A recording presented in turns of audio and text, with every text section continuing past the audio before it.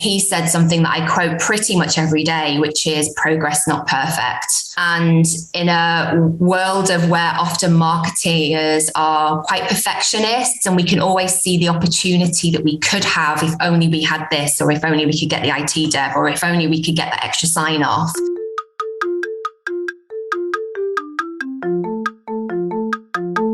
Before we start the show, I'd like to talk to you about Brandwatch, which is a digital consumer intelligence company. It helps businesses better understand their consumers and buyers with clever software that enables them to analyze conversations from across the web and social media. To find out more, visit brandwatch.com, and you can sign up for up-to-the-minute consumer insights in your inbox each week at brandwatch.com/bulletin. And it's worth mentioning that my business, Automated Creative, uses Brandwatch every single day, and our business would be impossible to deliver without it. So it's of real pride that I welcome them as partners for this week's episode.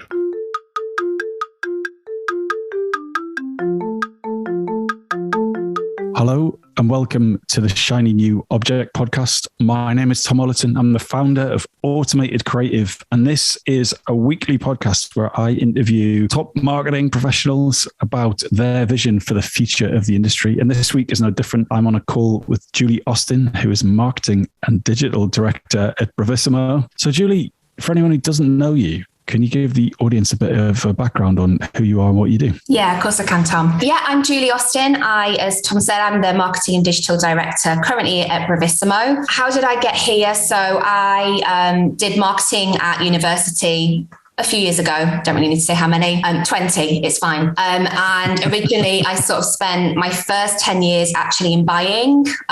Really always loved the business of retail, the business of fashion, but couldn't draw. And one of the things I always loved was kind of really being kind of behind the decision making and close to what our customers are wanting. So buying was originally my road, worked for Next and Boots in both of that arena, which was fantastic learning ground. And then about 11 years ago, actually, after I had my daughter, did a complete change and moved into e-commerce and marketing. Started from no knowledge at all, Googling what is SEO at a desk. And luckily had a lot more people around me that started to know what to do and learned from all of them. So I have had the pleasure of since then leading e-commerce and marketing at Claire's. I've worked for Mamas and Papas, and now currently at Bravissimo, where I have the very Ron Seal title of marketing and digital director. It's very clear what I do. Really looking after all our kind of customer numbers. We're very customer driven, aren't we all? But really across our e-commerce and our marketing in the UK and the US. Blimey, I love those two admissions of not knowing what's going on. Googling SEO. Yeah, I mean, I still do that now some days, to be honest. What was the last thing that you Googled that you didn't know that you thought you probably should? When do we think the next algorithm update is?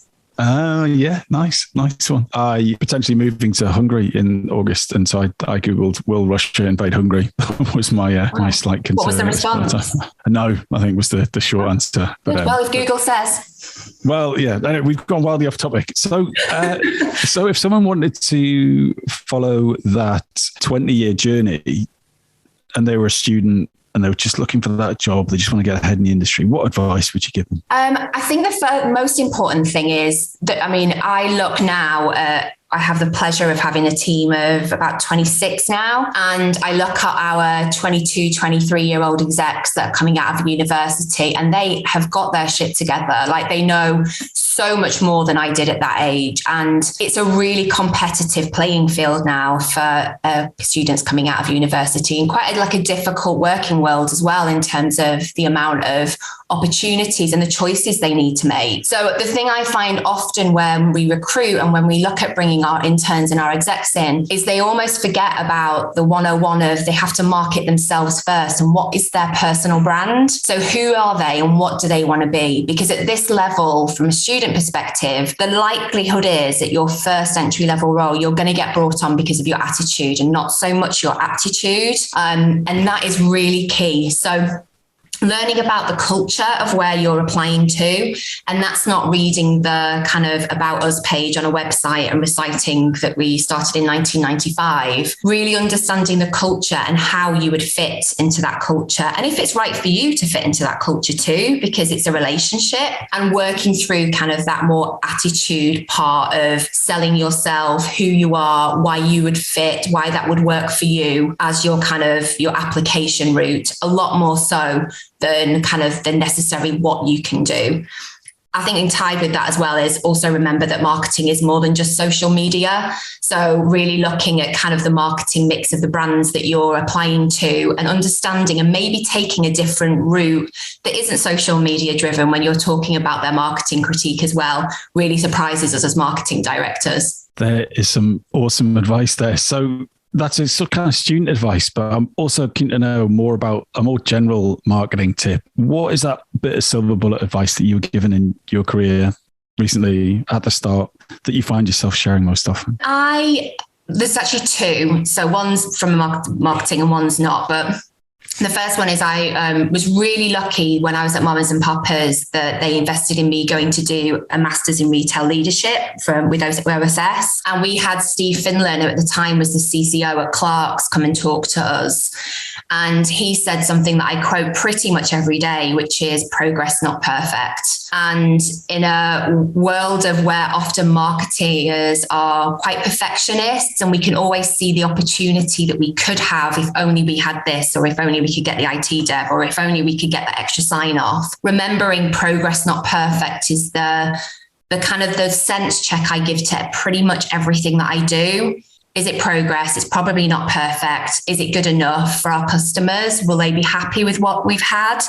That's probably the kind of most valuable advice and the one I cite with my team more than any. And what's the other one? So 2 tips. Oh, the other one's Dolly Parton, because I quote Dolly Parton to my team every day. She, the thing about personal brand, she is the original personal marketeer. She knows her brand, and that is find out who you are and do it on purpose. So, really know who your brand is and yourself, really know who your brand is, understand it, and make sure that all those key elements of who you are, you do on purpose, and make that your kind of sensor check. Yeah, I'm not a massive Dolly fan music wise. Don't mind. There's a couple of them I like, but I've seen a couple of Netflix documentaries about Dolly Parton, and she definitely lives that brand. I remember when she was recording or filming 9 to 5, well, the film, not the song, and I think she was living with Jane Fonda or whoever it was, and she said that every day when she left the bedroom, she was like immaculate, wig, makeup, outfit. There was never any time they didn't see the full Dolly, and I only aspire to have that level of at least visual attention on my own brand, which as a young dad very rarely happens. Anyway.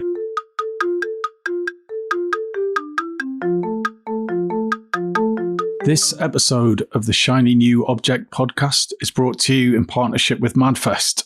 Whether it's live in London or streamed online to the global marketing community, you can always expect a distinctive and daring blend of fast-paced content, startup innovation pitches, and unconventional entertainment from MadFest events. You'll find me causing trouble on stage, recording live versions of this podcast, and sharing a beer with the nicest and most influential people in marketing. Check it out at www.madfestlondon.com.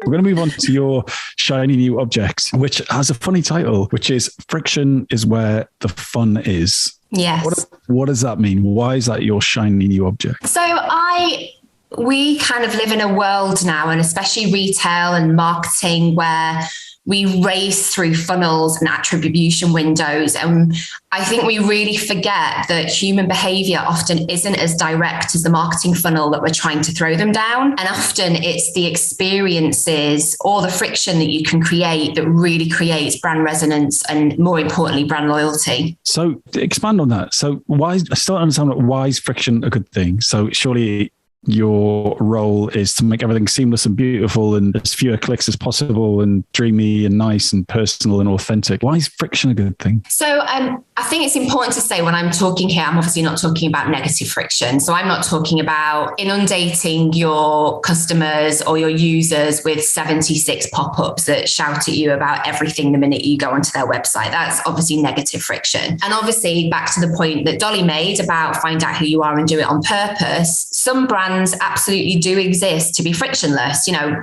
Amazon is the king of that they know who they are. Their whole focus is on creating entirely frictionless experience. So they don't spend their time on the soft stuff around it. They just spend their time on getting you through that checkout conversion as quickly as you can. So I think the first check before you take any advice from me is your brand a frictionless brand or is it not? Is it someone that actually, if I'm buying soap at the supermarket, I probably don't want a lot of friction. I just want you to show me to the soap that I like. But where our businesses or where our brands are built on loyalty and long-term customer relationships, friction can often be really useful. And it can be useful, I believe, in quite a few ways. So I remember reading about this a few years ago, and it was, I don't know if you've ever heard of anything called the IKEA effect. Oh, go on. So it's like a cognitive psychology thing. I'm sure it's better titled than a thing, but I'll go with that. And it's where they say that there's a cognitive bias where people value an object more if they make it themselves. So if you expend effort or if you expend kind of extra concentration or time to create something, that you'll value it more. And you'll also kind of really have that sort of afterglow about it that you wouldn't necessarily get if you just went and immediately did a transaction. So I'm not sure how much I believe that, because I've watched my husband put up IKEA flat pack and I'm not sure he had any kind of afterglow afterwards.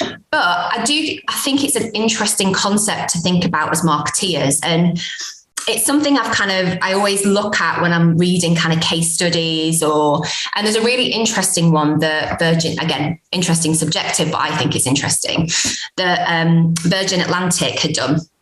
So when Virgin Atlantic redesigned their website, they did a whole thing about kind of looking at their user experience specifically on luxury. And when they did in testing, they found that customers who searched on their site for holidays, if they were served recommendations too quickly, they didn't trust the recommendations because they didn't think that they were considered enough or tailored enough for them. So there was kind of a mistrust because everything was almost so frictionless. So when they did a load of UX testing, a load of marketing testing, they actually slowed the page down a little bit. They added in a spinner graphic to say we're reviewing options and some brand kind of affirmation copy about why it is it's taking time, that they're thinking about you as an individual. And they saw online conversion quite rapidly increase and their brand favorability score increase. So, I mean, that's against all UX 101, like everything is about reducing that. But by actually creating some positive friction that made the feeling more considered, that made it seem that what they were getting was more bespoke for them,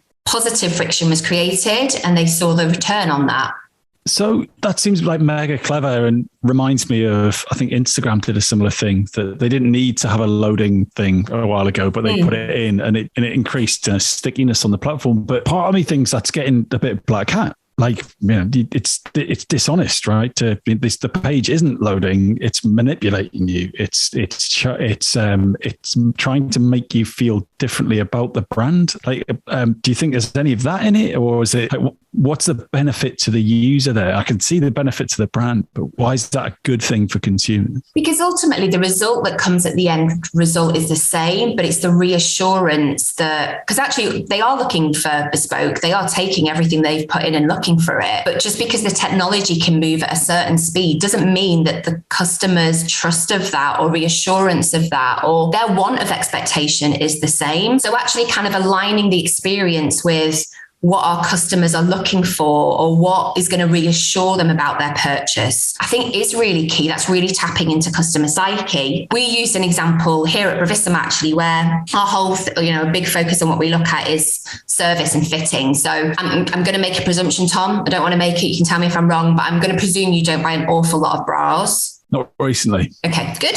So bra sizing is actually really quite complex. It's not very easy. Well, there's 94 sizes that we sell across cups and backs. Like it's quite complex on finding a fit that works for you. And if you don't find a bra, you can find lots of bras. Same with jeans, I guess would be my comparison. Like you find jeans that are like okay, but when you find the jeans that fit you amazingly, like you're in, like you're full-time in. And we know fit's really important for our customers to understand our value, because we know that we're not the cheapest, but we are the best on fit, the best on quality when you find the right fit. And when we looked at UX, if you look at UX alone, I'm quite a passionate advocate for UX and marketing teams to always almost be together, if they're not physically, at least kind of metaphorically together. And we were kind of working on, from a website perspective, of rushing our customers, new customers, getting them through the PDP, getting them to the basket, getting them through to the checkout, lots of kind of frictionless experience. And that's sort of really good uplift in conversion. Like, so if we just literally looked at our commercial e-commerce ego hat, we'd have ticked the box and gone, yeah, we rock. That was amazing. We've got them through this funnel. You know, our basket drop off is so much less. But when we looked at kind of 6 months versus after that, our return customer was far fewer, because actually they were almost so rushed through their purchase, they didn't see the quality or the reassurance of what they were buying. So they got a bra and it fit okay, but it didn't compel them. They didn't feel part of the brand. They just thought it was like it's a good bra, like it's fine, but you know, I'll probably do a little bit of Quidco shopping next time and look for something else. Whereas when we changed our experience and actually created quite a bit of friction all the way with kind of, you know, explaining to customers that actually when they put something in the basket, that about 70% of our customers, the first time when they buy a bra, they buy it in the wrong size for them. How can we help you? Let's give you a bit more information about that and take you over here. Let's show you some kind of marketing videos and show you some brand videos about kind of how we fit and what our fitting experience is like. What we actually saw is our conversion drop, but our customer engagement increased hugely and our return customers increased hugely and our profitability increased because of it. So if you look at something in a linear funnel way, which is the race to the end, actually you're kind of missing out the bits on the way that are a bit about the brand affirmation and the brand loyalty. Right.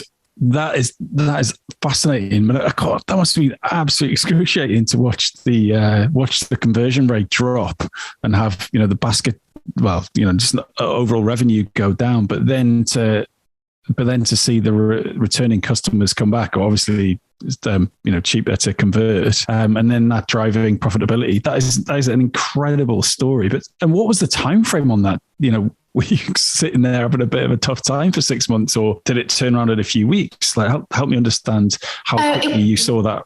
We did iterations of it over probably about, you know, no A/B test or no testing should just be kind of one version. So I think we did sort of 11 or 12 different variations within a bit of a testing roadmap of it. So it's probably in total, our average frequency is we have customers that visit, our good customers visit sort of just under 3 times a year. It's not, you know, it's quite a needs purchase, but a want when you create the want. So in total, I think we measured it over about 4 or 5 months. But really importantly, from our marketing, kind of my marketing team, we look at everything from customer loyalty. So it's really what's your metric, right? Like if your metric is purely the money in the till that week, then you probably don't have the skin in the game to be able to have that kind of longer term view. But if your metric is long term, what's your active database, kind of what's your point of lapse, how many customers are you stopping lapsing, what's your first to second purchase engagement, then you can have that time to be looking at that with a little bit more in depth. So, I mean, it goes back really, doesn't it, to kind of how you're metricing yourself and measuring your activities around it. So,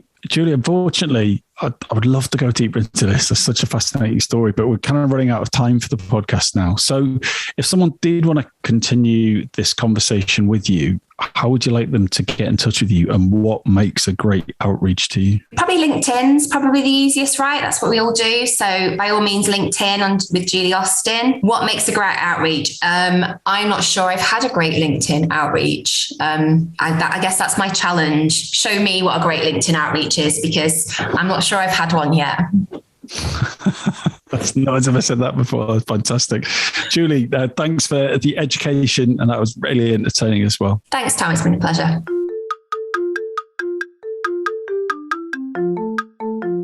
Hi, just before you go, I'd really appreciate it if you could take the time to write a review of the Shiny New Object podcast on Apple Podcasts or iTunes, whatever it's called these days, or whichever podcast provider you use. We're an indie podcast, so it would go a long way for us if you could just share the word and give us a bit of a support on those channels. That'd just be fantastic. If you haven't got time, that's also cool. And yeah, if you could tell your colleagues about the podcast, and also, if possible, don't forget to subscribe. And I'd love to hear your feedback. If you'd like to speak on the podcast or be a guest, or you think I'm asking the wrong questions, anything, I'd be super interested to hear what you think. So please email me at tom@automatedcreative.net. That's TOM at, I'm not going to bother spelling it. Anyway, you'll work it out. Thanks so much.